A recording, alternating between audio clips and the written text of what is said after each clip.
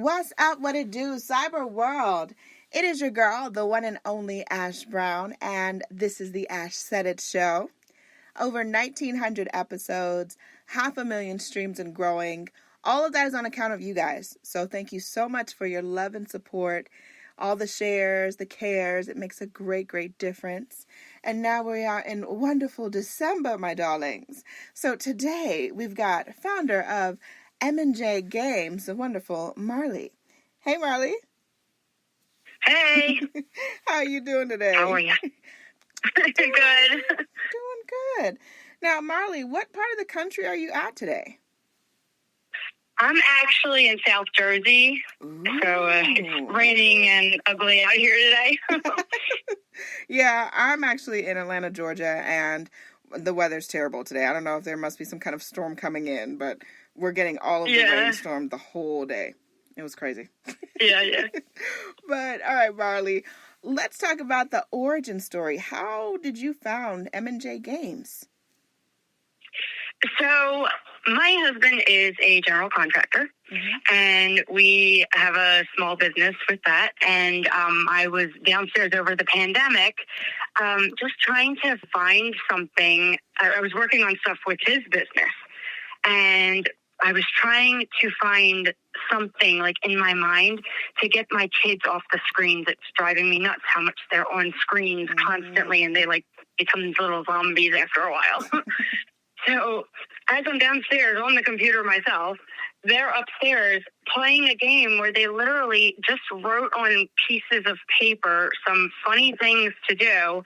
And they were playing it for like an hour and just cracking up upstairs, playing with little dice.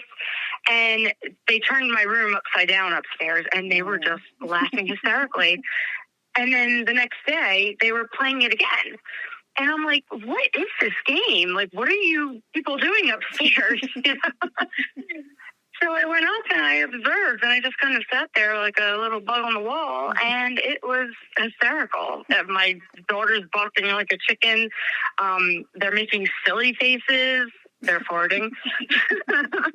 It's just, I mean, what kid doesn't laugh when you fart, you know? It's hysterical. So, like, over time, it just kind of evolved into our first game was What's Next, the life-size board game. We kind of brought it down to a real game, and I work with an awesome designer. And shout out to John. And it's just great. It's been an awesome ride. And now we've developed into a company that just likes to bring people together in different ways through our games. That is amazing. That is so awesome. That, I mean, you just like got like the 2-for-1 deal. It's like you got the kids occupied and then you got them away from screens. I mean, that's every parent's dream right about now, exactly. Right? Exactly. Not even a thought in my mind would have ever placed me in the board game world. Working in construction, you know. Like, that is awesome. So as you were figuring out, okay, this is our first game, and you're getting designer, and you're trying out, and I'm sure you're getting all kinds of prototypes and things of that nature. What was the first thing that really challenged you? Something that surprised you about the process? How long it takes. So in my mind, all board games, China is built for making these things. Like their mass production is just, we're made for the innovation. They are made for the mass production. I mean, it works seamlessly. But the problem is it takes time for samples to come back and forth. So while I was working on getting like exactly what materials I want, how the game would look and things like that, it would take like 2 weeks for one sample to get here and 2 weeks for another sample to get back there and for them to print it. And I don't like this color. I like how it feels on this. Big process. Took a good year and a half just to get a full sample in hand of what I can see the product looking like. And then there's just so many little details that you don't expect from a marketing standpoint that have to happen. I never thought I would be involved in so many aspects of this world. Now, as you were developing and getting prototypes and trying things out, how involved were your kids with you? Oh my God, my kids were my test subjects, really. They absolutely love, they just sit here and they play the game. And like, there's one tile on here that says peace out. That was all my son. And he just thought it was hysterical every time he landed on that tile. I it's like right at the end of the game. It's either you win the game or you lose the game. And he would just play it over and over. And I'm like, that tile just has to go at the end. Like, the more I watched them play it, that's kind of where I saw what tiles were good, what ones weren't good, what actions are funny, and what actions are kind of boring. Right. Initially, we even had ones that kind of you did nothing just because we thought that was funny. But after a while, we're like, well, where is that person going to do during that time period, you know? So then we realized, like, okay, we need to have an action on every tile. It makes it more fun and interactive. And then they started playing games with each other. I have 2 children. And they started interacting with each other through the tiles. So our brain started thinking, okay, maybe some of the tiles should interact with each other. And that just made it even funnier. So it just evolved as we played. That is so funny. So talk about the game some. Like, what is what's next? When someone is introduced to this brand new game, they've never seen it, they've never heard anything about it, what's this game all about? So the first game, it's like, what's next? Like, what are you going to do next? When you roll the die, you throw this giant soft die. So, and all of our games are CPC tested. So, like, if the dog gets a hold of the game, because I'm a big animal person, dog gets a hold of the game, baby gets a hold of the game, bites it, swallows it, no problem, safe. Gotcha. They'll poop it out. So it's like that was like a really important thing for me too, because I had little ones playing it as well. So the thing of the game is when they throw this giant die and it lands on whatever number, they have to do that action. And the goal of the game was to get to the end. So it's like, what's next? Like, what am I going to have to do next? Gotcha. So, yeah. Okay. Now, and then it evolved into other games as well, but they're all, what's next? Like, what am I going to have to do or say next? Gotcha. Now, do you have any age recommendations for the game? Like, would you say that what age range is this game for? So this first game is ages 4+. I mean, kids can play it. Our whole goal was to have something completely inclusive. Yeah. So whether you're 4 years old, whether you're a big part of it was because the grandparents kept screaming, why are these kids always on the screen?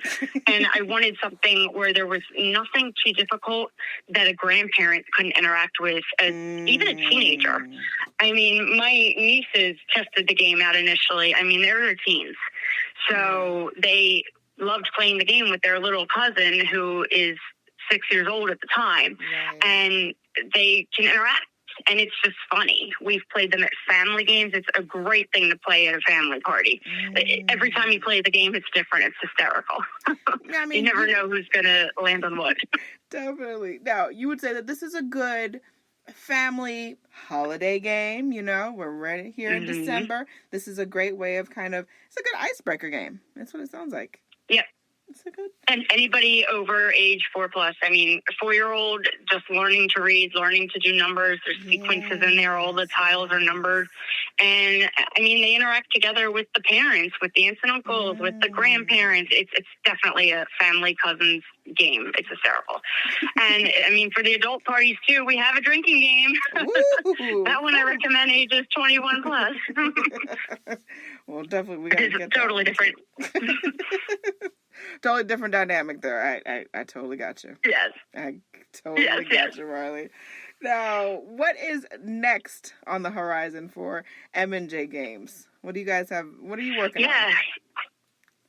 So coming up on December 1st through 3rd, we are going to be debuting a new game called What's Next, a life-size transition game. It's actually the first time I'm talking about it outside of my website, looking at it and developing it.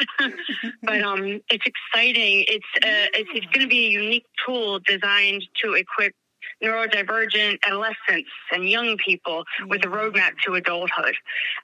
It creates a fun and interactive way just to work on basic life skills. And as you roll the die for this game, you'll unveil different scenarios to delve into, like ultimately giving players insight into what their future lives could look like. Like things that are kind of uncomfortable to talk about. Like, do you want a romantic relationship? Do you want to drive? Like things that are kind of hard to talk about from a neurodivergent standpoint, but for a neurodivergent individual. But when a game rolls it out, it's fun. Mm-hmm. It actually makes the subject much easier to talk about and more fun to not be so scared of and enjoy. Yes. Now, Marley, where can people go to get these games, to get in contact with you guys also? Yeah, so you can go to mj-games.com. Also, What's Next Life Size Games / transition game for the new one. And if you just go to mj-games or what'snextgames.com, same place, it will take you right to our website and you can see all of the games that we have available. Everything from children's games to special needs sets for special needs children, to the transition game for adults, to a drinking game for adults. So it's a really all-inclusive brand that we've created here. Yes, and congratulations to you and your team, because I know that it takes a whole lot to even have a company, much less prototypes for games. And I know you probably got all kind of game pieces around the house, and M&J Games is definitely our blood, sweat, and tears here. It's all over the house. You see what's next. It's like my decorations. I love it. Marley, thank you so much for coming through today.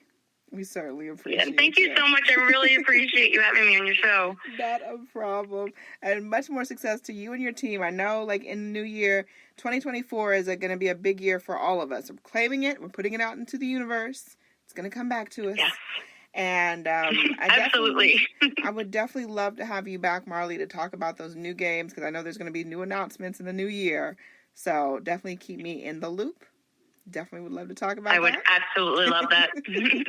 And I appreciate each and every one of you guys. Thank you so much for all of your love and support. Keeping in mind, anyone to tell you that you can't do what you want to do, you look them square in the face, you tell them, don't believe me. Just watch. Watch what I do.